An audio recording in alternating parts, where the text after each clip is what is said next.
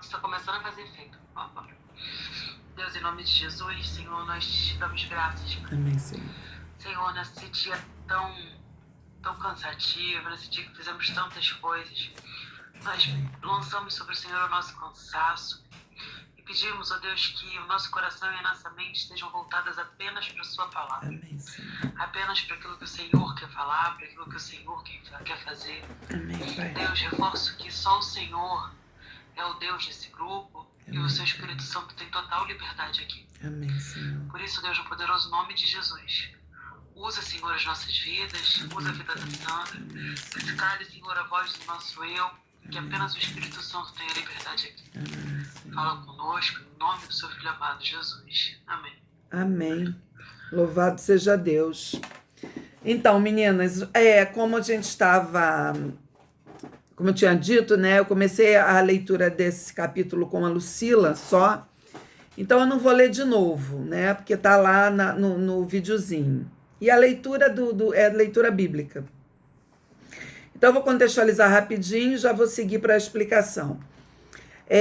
Nós estamos no seguinte contexto, né? Naás, rei amonita, morreu e o seu filho Hanum assumiu o trono.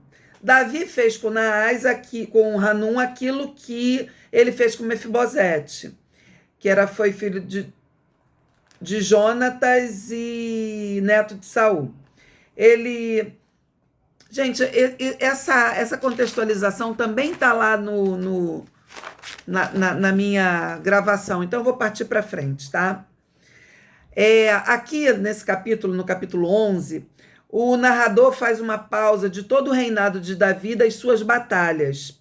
E ele vai focar em alguns acontecimentos da vida de Davi, alguns acontecimentos muito sérios, que servem para nós, principalmente como aprendizado do que não fazer e, ao mesmo tempo, aprendizado do que fazer se fizermos, se errarmos. É assim, daqui para frente a coisa fica quente e muito lúdica para a gente na nossa vida diária, né? Eu queria deixar aqui uma pergunta, reflexão para nós.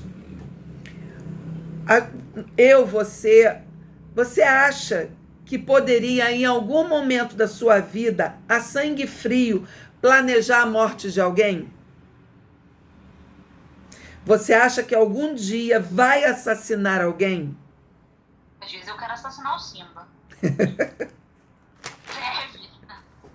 Eu também. Ô, mamãe. Não, né? A gente não tem isso de sangue frio, a gente não tem isso na nossa mente. A gente até pensa, claro, que de vez em quando a gente vê umas coisas tão hediondas na televisão e tal, e escuta coisas tão horríveis, que a gente se coloca no lugar... do sangue frio, né? Pois é, se coloca no lugar e acha que a gente faria um estrago, né? Mas assim, a gente acorda, hoje eu vou planejar a morte da Manu. Não. Em nome de Jesus, isso nunca vai acontecer com nenhuma de nós. Em nome de Jesus. Nenhuma de nós é psicopata, né? Por exemplo, tem esses distúrbios mentais. Então, nenhuma de nós jamais vai planejar matar alguém. O que leva uma pessoa a matar premeditadamente outra pessoa? O que aconteceu com o rei Davi para se tornar um homicida? Como veremos na aula de hoje. Eu não acredito que o rei Davi simplesmente acordou um dia e decidiu: hoje eu vou matar Urias. Não, isso não é verdade. Eles eram amigos, Urias era fiel a ele, eles tinham um bom relacionamento de amizade. Eu creio que foram passos e passos que Davi foi dando, né, de pecado oculto em pecado oculto, que levou a uma situação de desespero, onde ele se convenceu que a única saída que ele tinha era cometer o assassinato, né? A Carla não deve ter lido e não conhece essa história, né? Aqui Davi, ao invés de estar na guerra, como era a posição do rei naquele tempo, era sair em guerra com o seu exército, ao invés de ir para a guerra, ele ficou em casa.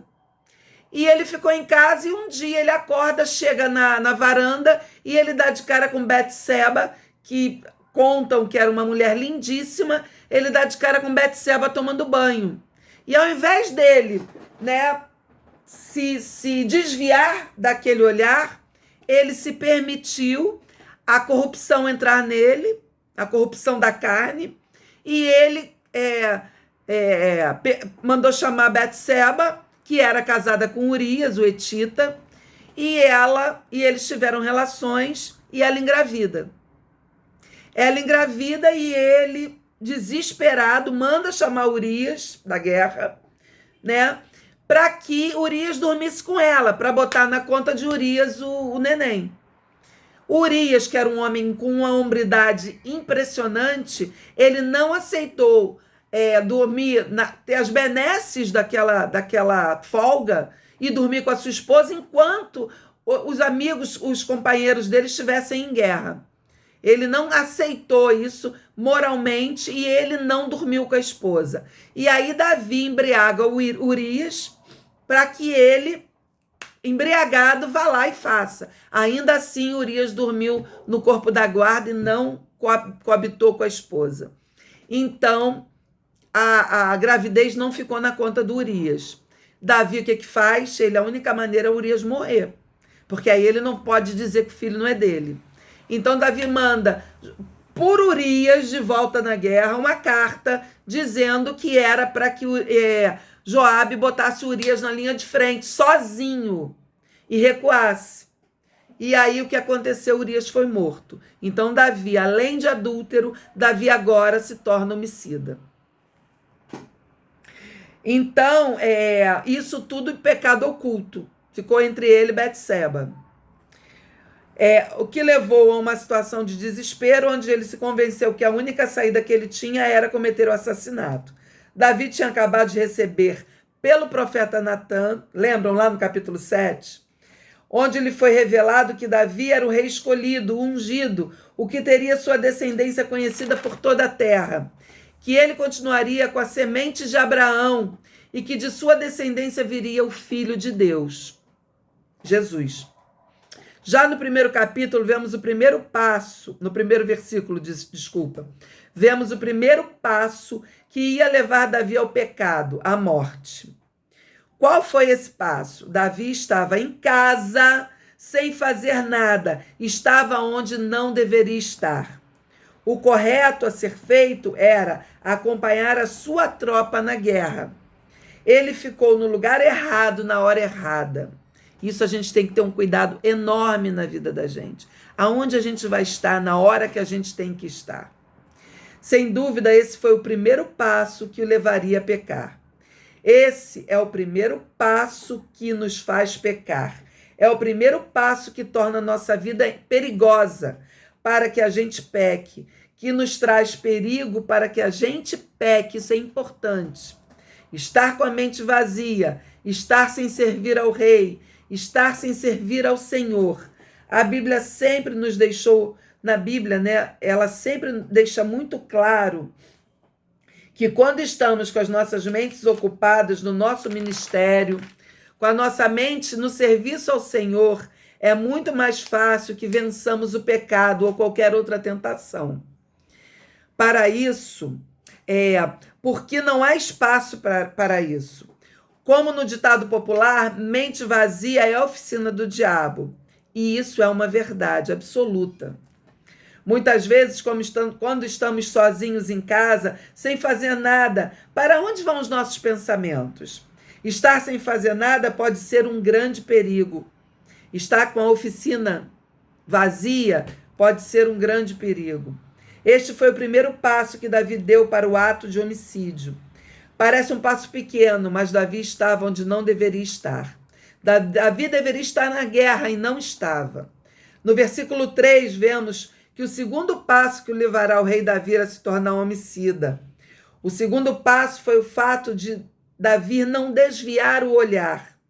Numa tarde, ele vai caminhar no terraço e ver uma mulher tomando banho. Isso por si só, a exemplo de José lá no Egito, lembram? Deveria ser motivo para que ele desviasse o olhar, fugindo dessa tentação, mas ele não desviou o olhar. Isso nos traz à memória exatamente o que aconteceu no Jardim do Éden. Lembram em Gênesis 3, quando Eva viu que o fruto era agradável aos olhos? O pecado, ele é agradável aos olhos. Eis o problema de nos deixarmos satisfazer por aquilo que nos agrada aos olhos e não vivermos pela fé. Vivemos por aquilo que vemos e desejamos, ainda que fora da palavra. Ao invés de vivermos pela fé, nos entregamos ao que vemos com os nossos olhos. Davi viu Betseba nua. Ele sabia que aquilo não era bom, pois ele conhecia Deus e a lei. Mas ele não desviou o olhar. Deus acabou de fazer uma aliança com Davi, lá por Natã, lembra? E com a raça humana ele fez também essa aliança, dizendo que Jesus viria dele. Lá no capítulo 7, 17, da descendência de Davi virá um novo Adão, que restaurará a humanidade. Mas Davi não é o novo Adão. Davi é o velho Adão. Ele é guiado pela visão e não pela fé, pelo que ele está vendo. O erro de Adão e Eva foi que eles desejaram o que eles viram. Desejaram o que eles pensaram que os satisfaria. Isso acontece com Davi também. Ele deseja e cede a este desejo. O problema não foi ter visto, mas sim continuar vendo. Olha bem isso. Não foi ter olhado, mas sim ter ficado no olhar. O não desviar os olhos, este foi o problema. Ele foi tomado pelo desejo porque guardou o olhar. Será que nós estamos indo também por esses caminhos? De estarmos nos corrompendo em desejo com os nossos olhos e ouvidos? Aí eu trago aqui rapidamente Tim Chester, que diz coisas bem interessantes para esse capítulo nosso. Eu vou ler aqui do meu celular, então demora só mais um pouquinho, porque a Clara está lá com o nosso computador aqui da casa. Ele diz assim: talvez você veja pornografia na internet, talvez você olhe para alguém que não é o seu cônjuge e satisfaça as suas fantasias, ou talvez para que você não seja uma tentação sexual. Talvez você veja anúncios de carro ou roupas, casas ou feriados e deixe esses anúncios moldarem os seus anseios, esperanças e sonhos. Você é guiado pela visão e não pela fé. Você acha que será feliz apenas de sair de férias, comprar um carro ou tiver celular mais recente. O Evangelho lhe oferece alegria em Cristo, mas você segue seus olhos e no final está insatisfeito com a bondade de Deus. Você se convence de que Deus não é o suficiente. Sério isso, né, gente? Muito sério. Meu Deus, eu acho muito sério isso. Que forte esse comentário. Quantas vezes estamos sendo tentados por aquilo que vemos e achamos que isso nos trará contentamento? Apenas a bondade de Cristo, seu amor e sua graça são capazes de nos satisfazer, de nos oferecer vida, mas nem sempre confiamos nisto e achamos que Deus não é suficiente. Nós somos tentados por aquilo que vemos.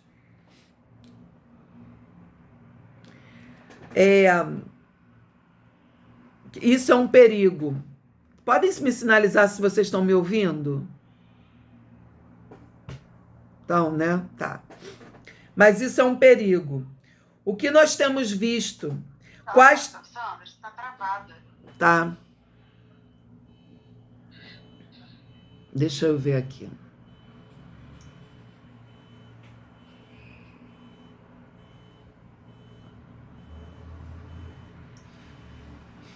Voltou, né? Eu li Tim Chester, né? E assim, meu Deus, isso é muito forte, esse comentário. Quantas vezes estamos sendo tentados por aquilo que vemos e achamos que isso nos trará felicidade? Apenas a bondade de Cristo, seu amor e sua graça são capazes de nos satisfazer completamente, de nos oferecer vida, mas nem sempre confiamos nisso e achamos que Deus não é o suficiente. A gente acaba se convencendo da hipossuficiência de Deus, o que é uma mentira do inferno. Nós somos tentados por aquilo que vemos, e isso é um perigo. O que nós temos visto? Quais têm sido os nossos desejos e anseios? Quando estamos sozinhas na nossa intimidade, sem fazer nada, para onde vão os nossos pensamentos? No versículo 4, ele adultera. O homem, segundo o coração de Deus, estava sem fazer nada no lugar errado, com a sua mente vazia. Desejou o que viu e acabou cometendo adultério. Ele trocou o amor de Deus pelo amor terreno. Ele buscou se satisfazer com outro ser humano através do pecado, ao invés de buscar se satisfazer por Deus. E aí a gente encontra também Tim Chester falando o seguinte. Eu achei muito interessante essas colocações dele. Ele falando o seguinte: substituir o amor por Cristo por algo com outra pessoa é adultério espiritual. O sinal disso é que desobedecemos a Cristo, colocamos outra coisa em primeiro lugar, porque essa coisa importa mais para nós do que Cristo. Pelo menos, isso não é um adultério literal tão ruim, você pode dizer, né? Mas, na verdade, é pior. Trair seu cônjuge é terrível, mas trair a Deus é pior. E o adultério espiritual é a raiz de todos os outros pecados, abrindo uma caixa de Pandora do pecado. Gente, olha isso. Olha o quão sério isso é. Ele se refere a outro adultério além do carnal, é o adultério espiritual, que é amar a outra pessoa ou coisa mais do que a Deus. Porque a Bíblia diz que Deus deseja ter um relacionamento conosco como de um casamento. E se nós escolhermos ou desejarmos outra coisa no lugar de Deus, é adultério espiritual. Cometer adultério fisicamente com alguém é terrível, mas pior ainda é cometer um adultério contra Deus. Desejar o que anseia e deixar que isso tome seu coração é dizer: o dia que eu tiver tal coisa na minha vida, tal situação, que eu alcançar tal status, enfim, a minha vida vai mudar. O dia que eu me casar, serei melhor. O dia que conseguir aquele emprego, a minha vida estará resolvida. Tudo isso pode ser adultério, idolatria, desejando qualquer outra coisa a Deus. E isso é terrível. É um pecado espiritual. Nós vamos dizer, graças a Deus não cometi o pecado físico do adultério. Mas aí vem Jesus e deixa a coisa mais estreita. Em Mateus 5, ele fala assim. Mateus 5, ele fala, de 27 a 28. Ele fala assim.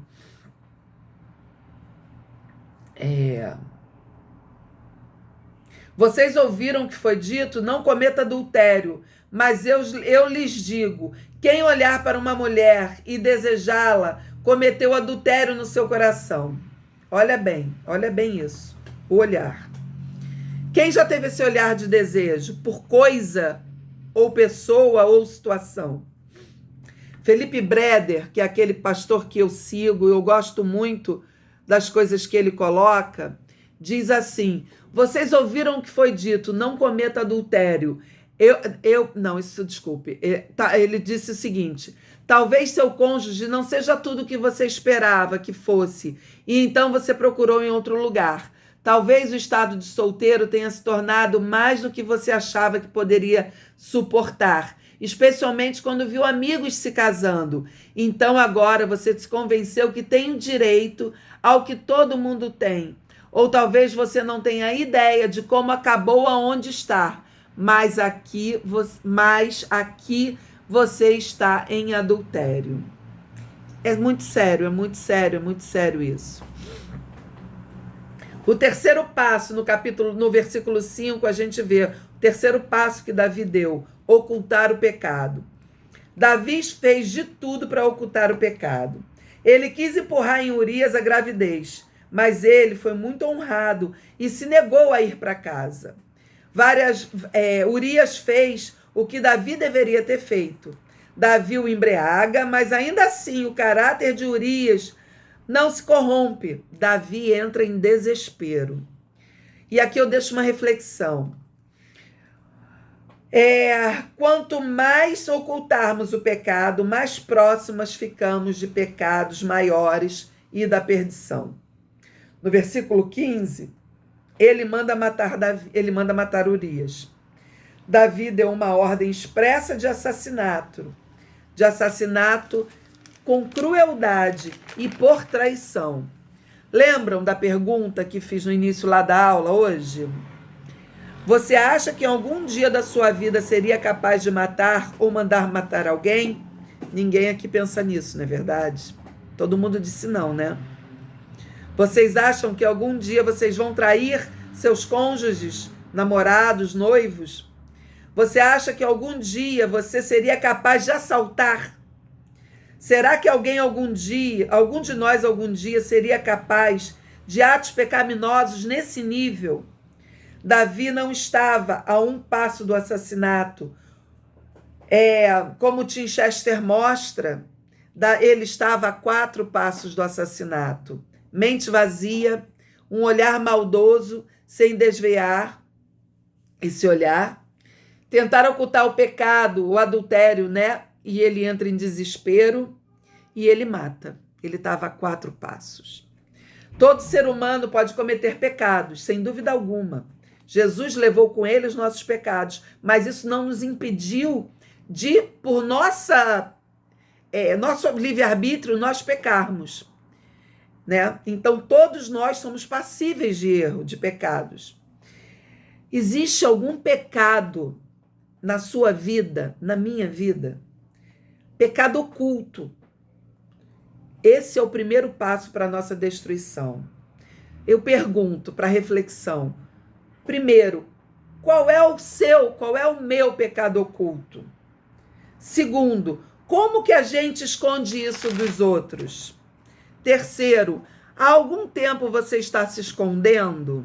Quarto, quais são os resultados dessa ocultação? Que preço está sendo cobrado de você por isso? De seus relacionamentos, de seu relacionamento com Deus por essa ocultação. Todos nós estamos a 4 passos de todos os pecados. Todos nós estamos sujeitos a isso. Todos nós podemos passar por algo parecido. Então, aquela pergunta, não, eu não mataria, balela. Todos nós estamos sujeitos a isso. Desde que a gente caminhe nesses passos. Imagine o que você seria capaz de fazer se não tivesse medo de perder quem você é, seu status, ou de ser punido. Nosso coração é pecaminoso. Todos nós estamos sujeitas a cometer tais atos. Vejam só Davi, o homem segundo o coração de Deus, o autor de dezenas de salmos que alegram e alentam os nossos corações. O homem que tinha intimidade com Deus. Ele chegou ao ponto de cometer um assassinato da forma mais sórdida. Isso porque o nosso coração pode chegar a esse ponto, sim, se nós não estivermos com Deus, se nós não nos confessarmos, se nós não nos arrependermos, se nós não tivermos uma vida de confissão constante, de estarmos diante do Senhor e pedirmos que Ele sonde o nosso coração. Se nós esquecermos de Deus e o trocarmos por qualquer outra coisa, isso pode acontecer em nossas vidas a qualquer momento. Será que nós não estamos cometendo assassinatos? Porque quando Jesus disse lá em Mateus, no Sermão do Monte, lá Mateus 5, 21 e 22, que ele diz assim: vocês não ouviram o que foi dito aos seus antepassados? Não mate, quem matar será julgado.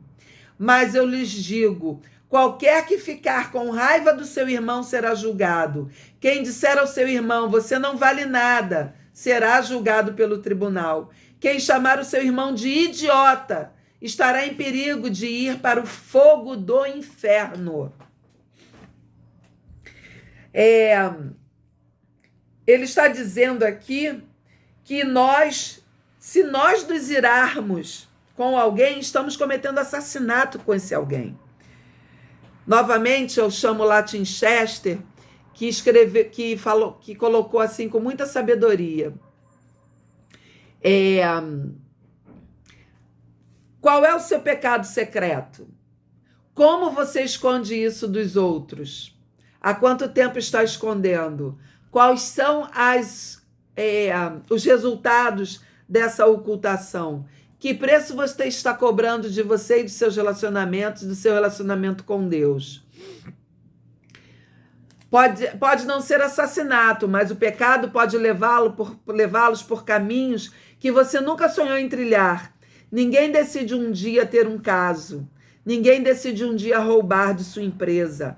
Mas se você negligenciar seu dever, se você se gratificar seus olhos, se você satisfizer suas fantasias, se você falhar, fugir da tentação, então pode ser aí que você acabe. É sério isso, né? Pode ser aí que é a sua derrocada.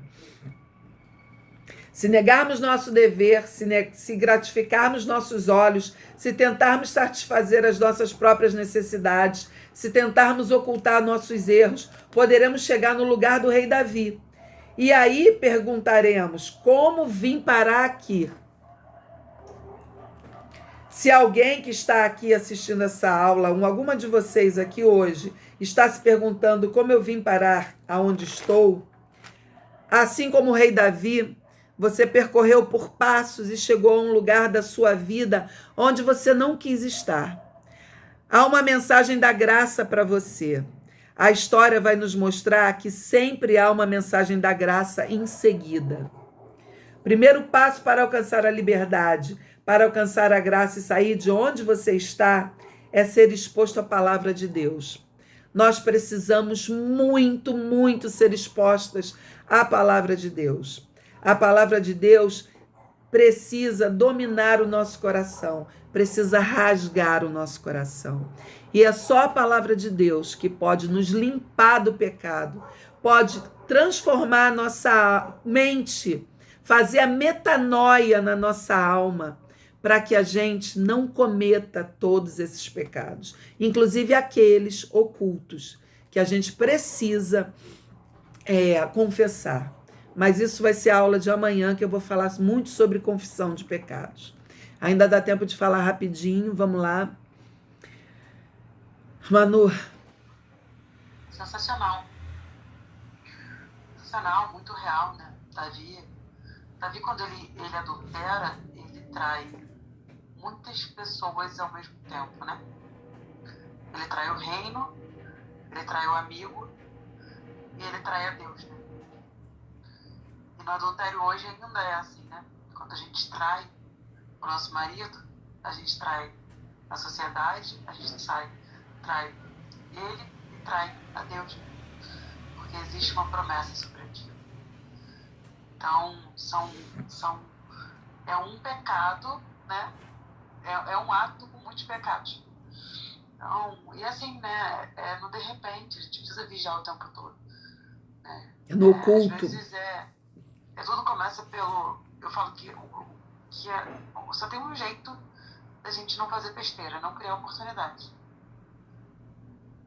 Porque tem algumas coisas que se a gente criar oportunidade, a gente não consegue sair. É verdade. Né? Então eu falo, gente, ninguém se apaixona porque você não fala.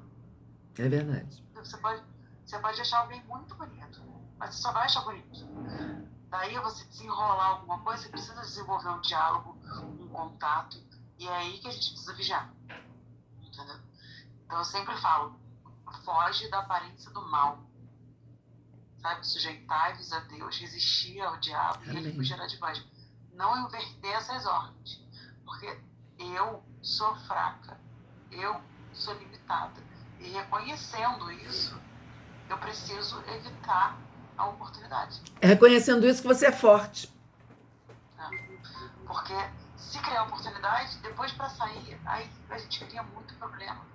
Sabe, eu nunca vi ninguém trair alguém porque a pessoa andou na rua, eu fui lá correndo atrás dela e falei, quer ficar comigo? Não, você estava às vezes no lugar errado, com a companhia errada, e aí desenvolveu um diálogo errado, né, comentou coisas que não precisava, e aí assim a coisa desenrola. Então, não criar situação, não crie situações que a gente não consegue sair. Né?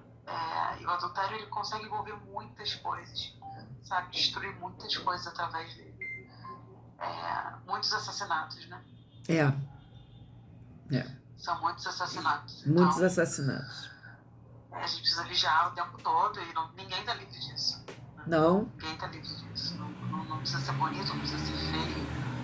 Eu falo que tem um amigo que fala, né? Primeiro que a gente sabe que tem uma questão espiritual, mas tem cada sujeito feio aí, que não consegue sossegar o raio de facho, que você fala, não, só pode ser espiritual, porque não tem explicação a pessoa ser assim. Né? E a gente precisa tomar cuidado para não se tornar essa pessoa. Exatamente. Muito essa cultura do tipo, pode fazer o que você quiser, o importante é você ser feliz. Hedonismo. É cultura hedonista. Não existe, gente. Entendeu? Vou passar a vida inteira, não vai ser feliz. Tá, daqui a pouco. E essa felicidade não acaba nunca. A pessoa tá no 15º casamento, entendeu? Já destruiu um monte de vidas, porque você vai deixando marcas em outras pessoas. E você não vai. Conclusão, você no final nunca foi feliz. Eu sempre digo que o relacionamento perfeito é aquele em que você entra nele para fazer o outro feliz e que o outro tenha essa mesma mentalidade, né? Esse mesmo fim último. Porque se eu quero fazer o meu cônjuge feliz e ele só quer na vida me fazer feliz, os dois serão felizes. Agora, quando cada um procura a sua própria felicidade, vai dar ruim. Tem que abrir mão, né? Cabo de guerra parte, não dá certo. Não dá certo. Tem que abrir mão. Se você não quer abrir mão da sua liberdade, se você não quer abrir mão de ceder, não casa. Manu, a gente tem que abrir mão de coisas pelo relacionamento com pai e mãe. Que não tem, a gente não tem. Meu marido tá gritando lá da sala assim, fala Deus. Quem? Teu marido? Porque a gente tem que abrir mão com pai e mãe, que é um relacionamento que a gente não pediu, a gente não quis casar com a mãe, entendeu? Aquilo aconteceu. E a gente tem. A vida é uma sucessão de situações que a gente tem que abrir mão, a gente tem que usar de inteligência, de coerência. E é assim. É assim. Imagina um relacionamento que você optou por ter.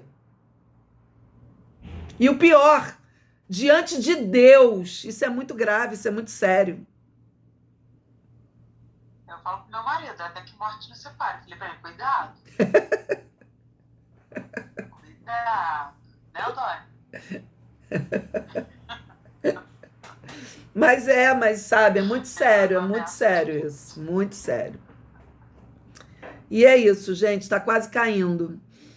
Vamos, Manu, gosto que você ore. Vamos. Hoje é um dia misto, né? Um dia de oração, de acalento e pela perda do pai da Lucília e de alegria pela Bel, né? Com tantas coisas, né? O importante é que em todas as coisas Deus fez aquilo que Ele quis. É verdade. Então, amém. Que o nome dele seja glorificado em todos os tempos. Amém. A gente precisa ter sabedoria para isso, por mais difícil que seja. É isso aí. Vamos orar, senão vai cair. Deus, em nome de Jesus, nós te louvamos, nós te agradecemos por essa noite. Amém. Obrigada pela sua palavra, obrigada por essa reunião. Obrigado pela nossa vida, pela nossa família, pelo nosso trabalho. Por tudo, Deus, que o Senhor fez, faz e ainda vai fazer na nossa Amém, vida. Senhor. Senhor, nós te agradecemos porque o Senhor está levando a Isabel em segurança para casa, para junto da filha. Amém. Nós somos gratas ao Senhor por isso. Amém, Senhor. Gratas ao Pai, porque a mãe vai estar junto com a filha e ela vai viver esse sonho que o Senhor preparou. Amém, Pai. Nós declaramos, Pai, que é a sua honra, glória, poder e autoridade, e nós te damos graças por isso. Amém, Senhor. E ainda assim, reconhecendo que Tu és um Deus que faz todas as coisas, é um Deus que a sua vontade é boa, perfeita e agradável. Nós colocamos a vida da Lucila, da família dela nas Tuas Amém, mãos. Senhor.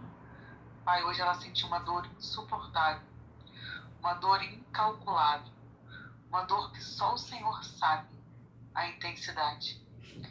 Pai, eu te peço, acalma esses corações, traz o seu consolo, traz a sua presença. Amém. Jesus, só o Senhor pode fazer. Amém, Senhor. Amém. Amém, Paizinho. Ah, Senhor. Cuida dela, Pai, no nome de Jesus. Amém.